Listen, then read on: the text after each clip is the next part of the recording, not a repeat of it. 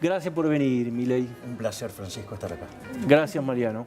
Gracias a vos. Sé que estabas escribiendo, que es algo que le pasa a los periodistas gráficos, ¿viste? Están cerrando y bueno. Traemos lo último y me noticio de tu cumpleaños, que lo celebro entonces. Te separan solo 30 años de Hugo Moyano, entonces. Así que es, hoy porque también está festejando. cumple también hoy. Por eso es también relevante, supongo que lo habrán saludado. Javier, ¿por qué viniste con paraguas? Porque empezó a haber viento y, digamos, y dije, bueno, si se llega a venir el agua, la verdad es que, digamos, después el traje queda para tintorería y es como que es muy barato el seguro de cargar con el paraguas. Porque ¿cuál es el costo? El costo es cargarlo. No es una metáfora. No, también hay una metáfora. O sea, está claro que, a ver, siempre, digamos, el chiste con los economistas es que Dios creó a los economistas para que los que hacen el servicio meteorológico no se sientan mal con los errores de pronóstico. Ya, está Entonces, bien. digamos, o sea, también, digamos, contribuye a generar humor y que los economistas tenemos humor también. Bueno, vos seguro. ¿Vos esperabas esta baja de tasas de 75 puntos básicos o no?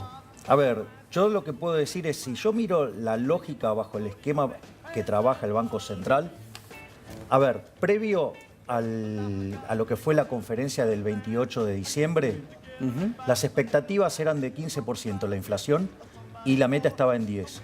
Corrieron la meta a 15 y las expectativas saltaron a 20.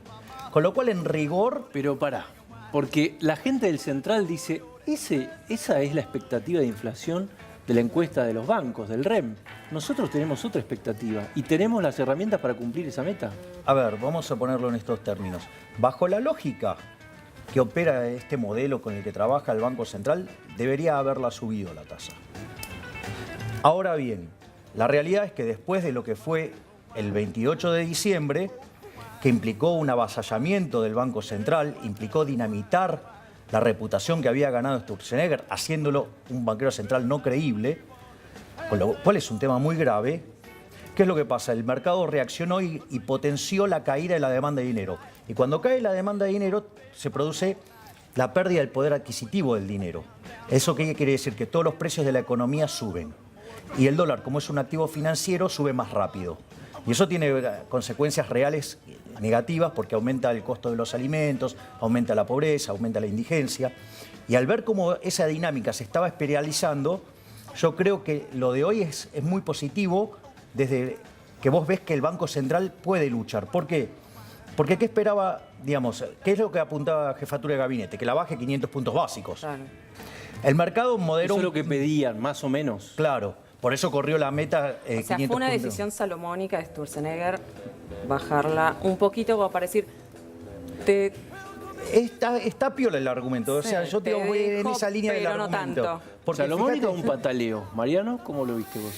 No, a mí me parecía que estaba muy tironeada la interna del gobierno y esto termina de poner en la superficie cuál es el problema entre halcones y palomas, el problema entre técnicos y políticos que está atravesando toda la gestión y que conforme no termina el gobierno de derrotar la inflación, conforme no termina tampoco de atraer los capitales externos y los inversores que habían prometido tanto en la campaña, me parece que es una pelea que subsiste y se agrava con el tiempo, en la medida que no hay tampoco resultados en la gestión económica, que era lo que se esperaba, y mientras tanto me parece que vemos el gobierno manoteando otras áreas como el caso Balcedo, etcétera, etcétera, para tenernos un poco entretenidos con eso. Ahora vamos a hablar de eso, A mí me pero parece que el punto, yo digamos quiero desarrollar el punto que marcó Guada.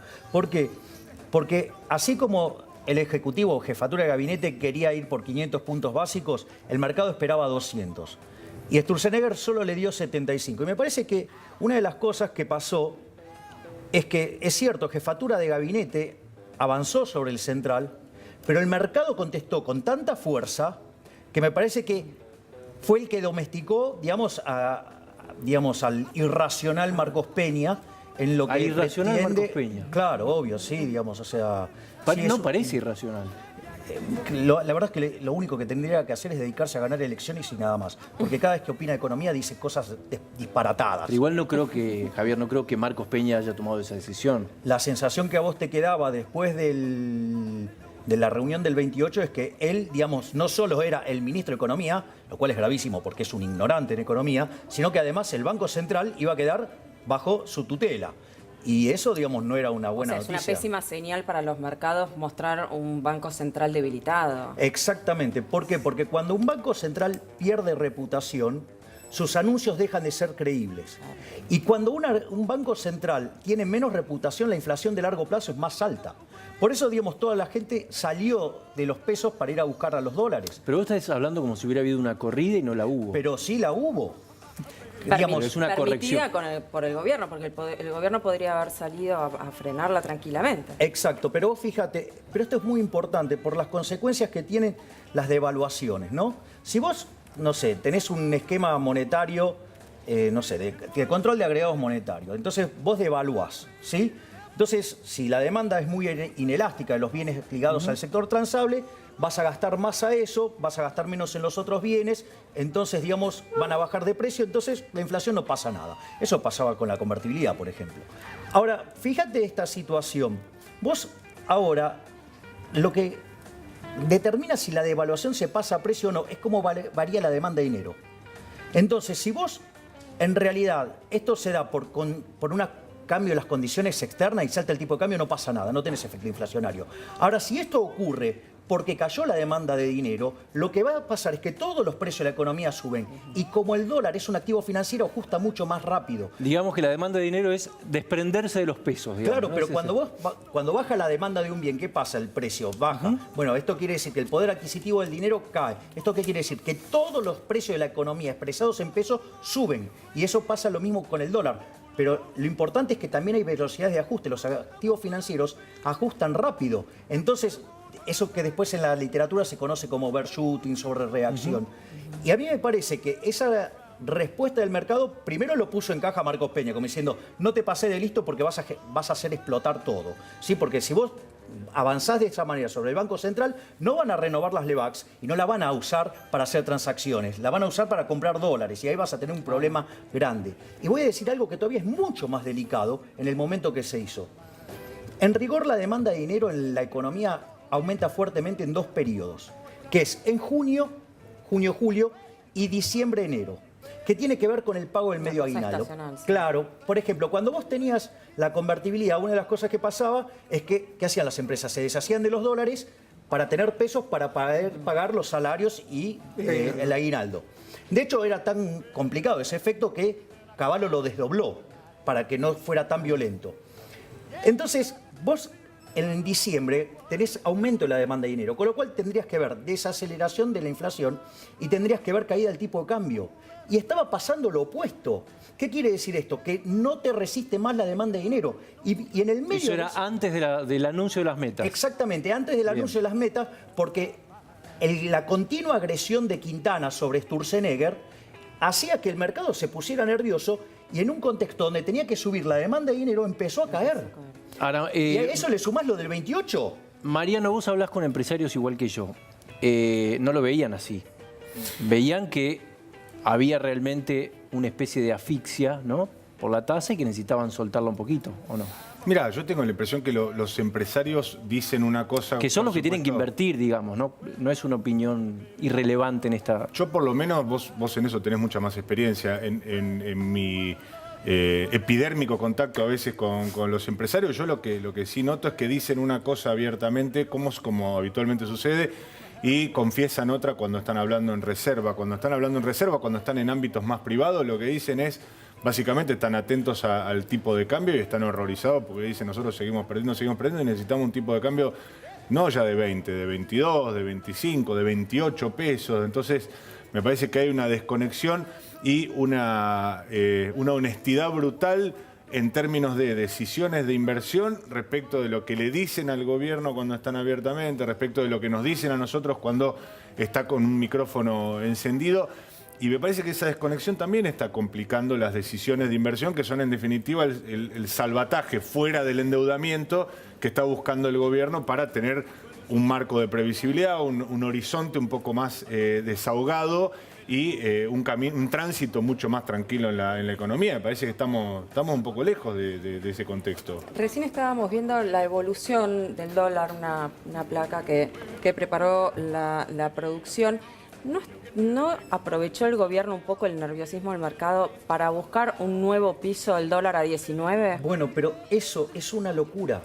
Es Ahí una estamos locura viendo... por dos cosas. Primero, porque tenías la demanda de dinero cayendo en un momento donde tiene que estar subiendo. Y la forma en que lo hicieron hace que si vos tenés una devaluación, el traspaso a precios es inmediato, porque se está dando en un contexto de caída de la demanda de dinero. El problema de Argentina no es que tiene el tipo de cambio atrasado, el problema que tiene Argentina es que tiene los impuestos adelantados. ¿Sí? Digamos, tenemos 15 puntos más de presión fiscal, por ejemplo, que Chile. Sí, entonces vamos a estar 75 años para alcanzarlos. Es una locura. Pero a mí me pareció muy interesante lo que dijiste, Francisco, cuando hablaste de Macri, con el tema de las inversiones y el tema del déficit fiscal. Sí. Eso, por ejemplo, es una excelente señal. ¿Por qué? Porque todas las grandes crisis en Argentina, la del Rodrigazo, en el 75 estalló con 14 puntos el PBI. La de la tablita cambiaria del 82, que es un programa muy parecido a este, con un gobierno que tenía más poder que este claramente, estalló con 11. Cuando está bajo la inversión, hay claro, alarma. Fíjate esto. Vos tenés un déficit fiscal, el 89 estalló con 8, la convertibilidad con 7. Si vos sos un empresario, sabiendo que va a haber un fuerte cambio de precios relativos por el desmadre fiscal, vos no invertís. Entonces, ese es uno de los elementos muy importantes. Y el otro elemento muy importante que va ligado a eso es el tema de la tasa de interés. Considerar que la tasa de interés se determina en el mercado monetario es una burrada. Es como que yo te dijera, bueno, en el mercado de vasos se va a determinar el precio de los iPad. Y vos decís, pero ¿cómo es eso? Es decir, no tiene sentido, no tiene gollete. Bueno, es lo mismo. Es decir, la tasa de interés es un mecanismo de coordinación intertemporal y existe previo aún antes de que existiera el dinero. Es decir, digamos, la gente almacenaba las cosas, pasaba el consumo del presente al futuro. Claro, vos estás en contra de la existencia del Banco Central. Sí, también. yo estoy en contra de la existencia del Banco Central. Pero, a ver, y además todos los desastres en la historia financiera del mundo los causaron los bancos centrales. O sea, con lo cual la historia está de mi lado. Pero al margen de eso, y la historia argentina también está de mi lado. ¿Sí? Porque la inflación... A ver, el Banco Central se creó en 1935. Antes no teníamos Banco Central. La inflación en Argentina tenía caja de conversión y era de 3%. Cuando se creó el Banco Central, se creó mixto, mitad público, mitad privado. Y eso duró hasta 1945. En ese periodo, la inflación saltó a 6. Después vino el Banco Central Nacional y Popular, que duró ¿hasta cuándo? Hasta la hiper de Menem. O sea, pasó la de Alfonsín, siguió con la de Menem, y ahí vino la convertibilidad. En esos años, la inflación promedio en Argentina fue 225%. Vino la convertibilidad, bajó a 9%. Y después, digamos, volvimos a tener Banco Central Nacional y Popular. Los primeros 4 años de Kirchner tuvimos 10% de inflación promedio, el primer gobierno de Cristina 20% y en el segundo 30%. Digo, la verdad que la locura no es no tener el Banco Central, la locura es tenerlo, porque es una máquina de estafar. Yo te voy a agregar algo que puede alarmarte en ese panorama. ¿Qué paritaria, Mariano, están pidiendo o van a pedir los gremios, que es un sector que vos cubrís? Bueno, es un problema. Ya de por sí, la palabra paritaria hoy es un problema desde la óptica del gobierno, porque ellos están planteando un tope del 15% sin adicional alguno. Y esto implica... El gobierno plantea eso. El gobierno. Y esto implica, sin adicional alguno, sin cláusula gatillo, sin montos no remunerativos, sin acuerdos puentes, es decir... Nada que pueda involucrar algún adicional dentro de ese 15% que va a ser para todo el año. Cuando solamente producto del arrastre de los últimos meses de 2017 y producto del tarifazo que hubo en los servicios públicos y en los transportes, ya se está hablando de una inflación que de ninguna manera va a estar por debajo del 20% en 2018 y algunos ya la están haciendo trepar al 23-25%. Es decir, ya de por sí, solamente en los postulados, entre lo que dice el gobierno y lo que van a plantear los sindicalistas, que te adelanto, hay una Pancho, brecha enorme. Ni siquiera lo están enunciando, ni siquiera están diciendo nosotros queremos tanto, porque todavía están discutiendo las cláusulas gatillo que empiezan a dispararse ahora de las paritarias de 2017. Es decir, no es que está cerrada la negociación 2017 y solamente vamos a mirar 2018. Estamos en un escenario donde... El grueso, o por lo menos las negociaciones que cerraron en el primer cuatrimestre del año pasado, están ahora reabriéndose. La asociación bancaria, el gremio de comercio, la construcción, etcétera, etcétera. Sindicatos que incluso, sacando asociación bancaria, siendo afines al gobierno y profundamente consustanciados con la política de Mauricio Macri, como Armando Cavalieri en comercio, Gerardo Martínez en la construcción, incluso en esos sectores están diciendo... Tenemos que activar una cláusula gatillo porque si vamos a enfrentar una nueva negociación salarial entre enero, marzo, abril, mayo de este año, necesitamos hacerlo con un recupero del poder adquisitivo perdido en lo que nos habían prometido, eso dicen los sindicalistas, en lo que nos habían prometido iba a ser un tope de inflación de en torno del 20 al 24%. Todo eso se fue para Bueno, arriba. ya salió del INDEC hoy a decir que una familia tipo necesita mínimo 25.000 pesos, ¿no? Con una canasta familiar, como para vivir. Marcelo. Sí, los escuchaba a todos y atento a lo que comentaba Mariano, quería volver a una palabra que solamente una vez usted, Milei, mencionó en su primera intervención, que es el tema de expectativas. Y yo siempre tengo la impresión de que el tema de las expectativas determina con mucha fuerza la continuidad o el cambio en las políticas económicas en Argentina. Mira, en Argentina, digamos, las expectativas juegan un rol muy importante por su impacto en la demanda de dinero. Y en el esquema que utiliza Sturzenegger para estabilizar la economía es clave. O sea, vos tenés tres formas de estabilizar la economía. Una es usar el ancla cambiaria, ¿sí? Cuando vos fijás el tipo de cambio. Cuando vos fijás el tipo de cambio, automáticamente vos vas a tener un nivel de precios internacional, vas a tener un tipo de cambio y cualquier divergencia que se ocurra, digamos, esa se achicará o agrandará la cantidad de dinero y enseguida converge al equilibrio. O sea, muy rápido, es un mecanismo de estabilización muy rápido. El otro es el mecanismo de agregados monetarios, ¿sí? Que tiene la ventaja que si vos recibís un shock externo, vos podés seguir con tus reglas monetarias y sufre menos el nivel de actividad, pero tardás 18 meses en estabilizar.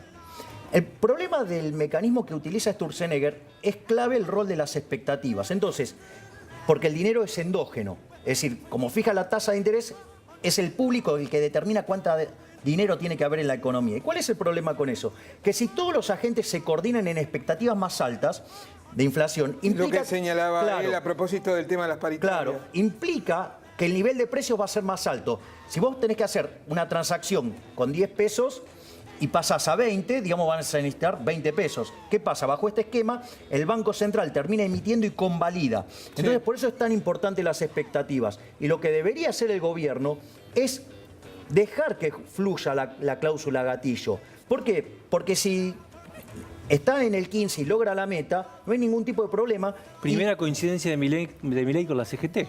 No, esto es histórico. Pero no, a ver, digamos, o sea, a mí me parece que no debería ser el objetivo de la política económica dañar a nadie.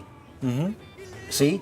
Entonces, ¿cuál es el problema? Es más, en el mundo ideal vos podrías renegociar permanentemente ante los nuevos precios. Ok, digamos, eso es muy engorroso, es muy costoso, es muy lento. Entonces, bueno, vos podés pactar una inflación del 15, para que el Banco Central no tenga problemas para coordinar expectativas. Y si después, por alguna cuestión, hay un desvío, la cláusula gatillo lo cubre y no hay una pérdida de salarios reales. Ese es el punto. Por eso, lo que te da la cláusula gatillo es simularte la flexibilidad que tendrías en un mercado libre.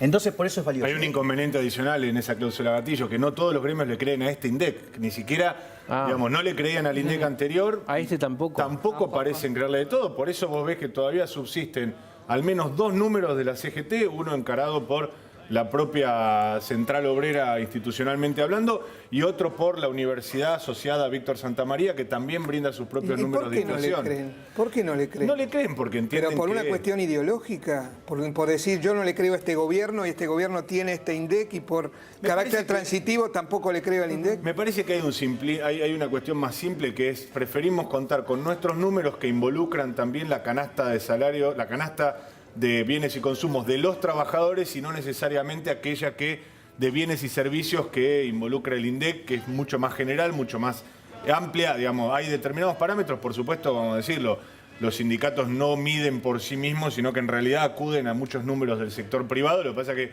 no los exponen, sino que se hacen cargo ellos de esas mediciones, pero son números disociados en general. No por mucho, por entre 1 a 3 puntos a lo sumo en el conteo final del año, pero aún así siguen siendo los números propios los que esgrimen desde los sindicatos para decir nosotros vamos a negociar sobre este parámetro, y algunos sindicatos, la Federación de Aceiteros, algunos gremios que están un poco disociados de la parte más burocratizada del sindicalismo, dicen directamente, nosotros ni siquiera queremos hablar de porcentaje, nosotros vamos a hablar de canastas, de valor de canastas, y vamos a ajustar los salarios en función de la evolución de estas canastas, lo cual complejiza incluso más el escenario porque genera no un cauce del gobierno y un cauce del sindicalismo en general, sino un cauce del gobierno y múltiples cauces dentro del sindicalismo que busca cada uno cubrirse para el año inflacionario que tenemos por delante. Javier, cortito, que quiero que vean un informe. A ver, yo lo que quiero decir es, primero, que el INDEC está haciendo un buen trabajo. Y segundo, voy a contarles una anécdota muy importante de Greenspan, ¿no? Greenspan era jefe de asesores en un momento de Nixon. Entonces, había que negociar la reforma del sistema previsional. Entonces estaba el presidente, digamos, el líder de la bancada de diputados y de senadores republicanos y los pares de los demócratas. Y la primera frase de Greenspan fue: tenés derecho a pensar lo que quieras, pero no tenés derecho a tener tus propios datos. Porque cuando cada uno hace los datos, le pone lo que quiere. Exacto, A ver, voy a dar sí. un ejemplo de una payasada, que es la canasta del jubilado que arma este hombre de Semino, que es una pavada de... Claro, el defensor de la tercera edad. Una familia tipo en Buenos Aires, sí, necesita 13.500 pesos para estar por encima de la línea de pobreza, ¿sí?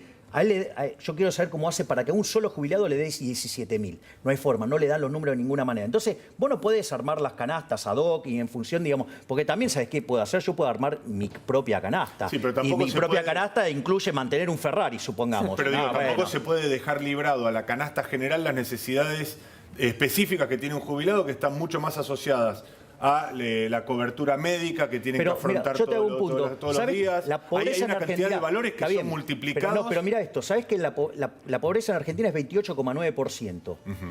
Los chicos de 0 a 14 años, la pobreza es 45%. ¿Y sabes cuánto es la pobreza en los mayores de 65 años? No lo- 6.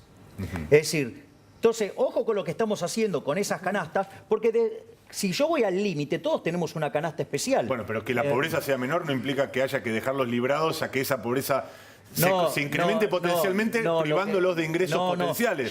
Porque es lo que pasó con el cambio en la reformulación de la movilidad. Yo no estoy diciendo eso. Yo lo que estoy diciendo es, tengamos cuidado, digamos, con esas estimaciones no profesionales, berretas, que lo único que hacen es contaminar malamente el problema del diagnóstico y los problemas que tenemos. Porque en realidad, el problema, yo te lo voy a decir así de crudo, en Argentina, el jubilado que vive solo tiene 40% de la población que gana menos de la mínima. Y si vive en familia, el 70%. El problema es que no son las jubilaciones bajas en la Argentina. El problema es que Argentina es un país empobrecido, que esa es la gran diferencia. En el gobierno del libre mercado, ¿cómo le van a dirigir No, a este un gobierno libre empresario? mercado no. Este gobierno libre mercado no, por favor. No, por favor. Digamos, Bueno, volvió a tener... se jactan de eso. No se jactan eso, se jactan de ser socialistas. A ver, escúchame, volvieron a tener precios cuidados.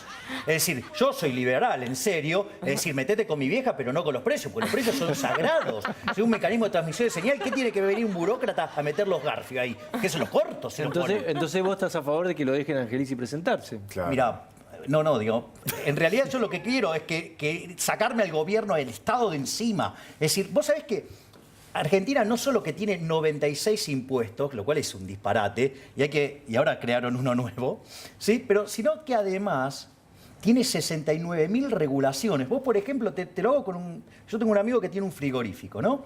Entonces, vos, por ejemplo, para pasar una bondiola de la Alemania capitalista a la Alemania comunista, cuando todavía estaba el muro, ¿sí? Vos tenías que pasar 4 permisos. Él, para pasar la General Paz, que tiene que hacer 7 cuadras, ¿sabes cuántos permisos tiene que pasar? 22. Para cruzar la General Paz. Claro. Es decir, esos son todos kiosquitos, eso es costo argentino. O sea, es un desastre, de una maraña de regulación, y eso es lo que hunde al país. ¿Y estás de acuerdo? Vos en diciembre le permitieron a Angelici no pagar ganancias. ¿Estás de acuerdo con esa medida? A ver, el punto es, yo, digamos, como liberal, lo que promuevo es el trato igualitario frente a la ley.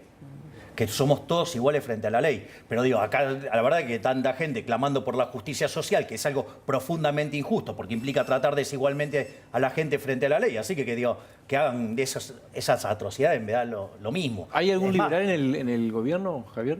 No, ninguno. ¿Ninguno? No quedó Ninguno. nadie, De hecho, Mariano mira así como diciendo... No, me quedé pensando en algo que quizás sea una buena noticia para mi ley. El gobierno está a punto de sacar un decreto, un mega decreto de necesidad y urgencia, con el pomposo título de desburocratización del Estado. Y, entre otros ítems, va a avanzar sobre ese blanqueo laboral que se proyectó en la reforma laboral y que hoy parece en suspenso, frisado. dándoles un importante jubileo a los empresarios que han incurrido en la informalidad laboral, diciendo, bueno, hasta acá los poníamos en un veraz, los poníamos en un registro que tenía visibilidad pública, bueno, esa presencia va a ser menor y las multas van a ser menores. Ese es solo uno de los capítulos de una docena que va a incluir este decreto de necesidad y urgencia, que va a involucrar la actividad portuaria, la actividad aerocomercial.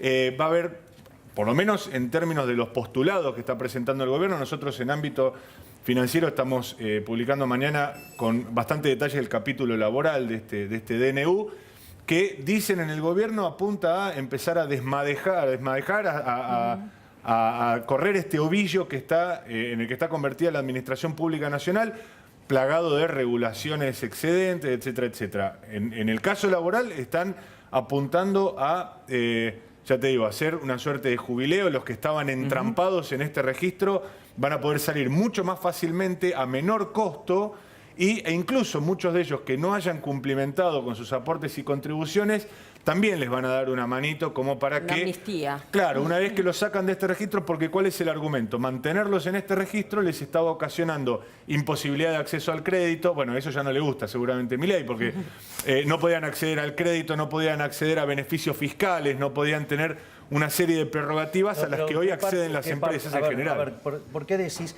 no le gusta a Milei? ¿Qué parte? No, me refiero a los beneficios fiscales que le da el gobierno a las empresas. Bueno, si achico el tamaño del Estado, digo, no tengo que darle beneficio a nadie. Puedo tratar por eso igualmente digo, a todos. Pero por eso lo que estamos viendo hoy es que hay una cantidad de beneficios que subsisten para las empresas e incluso la reforma laboral que va en ese sentido a otorgar más beneficios a las empresas y a quitárselos a los trabajadores que no por decisión propia estuvieron en negro una cantidad de tiempo y sin embargo el gobierno les quita herramientas para ir a accionar contra esos empleadores. Bueno, yo te diría que en un mercado laboral como el argentino que tiene no, pero la pregunta muy es, poca... ¿los contrataron a punta de pistola? En algún sentido van sí. obligados. Ok, entonces vamos favor. a denunciar que hay esclavismo en la Argentina. Porque eso fue abolido por la Asamblea del año 13. O sea, vos estás diciendo que en Argentina hay esclavismo. Hay que ir a denunciarlo. Fue abolido que hay esclavismo. Andá y denunciarlo. Eso fue abolido en el año 1813. ¿Vos creés que un trabajador tiene plena libertad para ingresar al puesto de trabajo para el cual está calificado y que tenga todas las condiciones de trabajo que sean regulares? Pero vos, ¿por qué crees que...? Si vivimos en Dinamarca lo podemos discutir. No, está bien, pero ¿sabes cuál es el problema? Yo no veo empresas dinamarquesas. A ver, te voy a... Muchachos... Nadie hace intercambios no voluntarios, es decir, nadie está yendo a punta de pistola. No, por supuesto y después lo que pasa... Hay que vivir pará un poquito. Y lo Muchachos, otro, voy a tener que cortar porque nos quedamos sin tiempo. Está bien, pero ¿sabes qué? Entre lo que recibe el trabajador y lo que paga el empresario hay 63% de diferencia. Que no se la queda el trabajador. No, obvio, claro, en el medio se la llevan los sindicalistas, se la llevan los políticos. Bueno, eso hace que el salario mínimo se desplace hacia arriba. ¿Y sabes a quién perjudica? A los más vulnerables, a los que tienen, digamos, menos calificaciones. Todas esas ganancias que lograron podemos volver a invitarlos y seguimos con esto. Reventar a los trabajadores más vulnerables.